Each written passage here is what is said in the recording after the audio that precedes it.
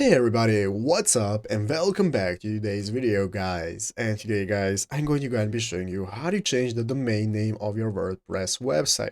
This is a very simple thing to do, so make sure to watch this quick and easy video till the very end and follow my steps correctly so you can make sure this works the same for you and you can do this yourself.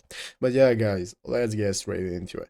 So the first thing you want to do is to go ahead and open up the official WordPress website right here at wordpress.com if you have not already, and after opening it up, you'll be greeted by the main page where you want to go ahead and log into your account in the upper right corner. So after successfully logging into your account, you'll be greeted by this home page right here, where at the left side screen you can see all the sections you can use for accessing your website, such as home, statistics, upgrades, and so on.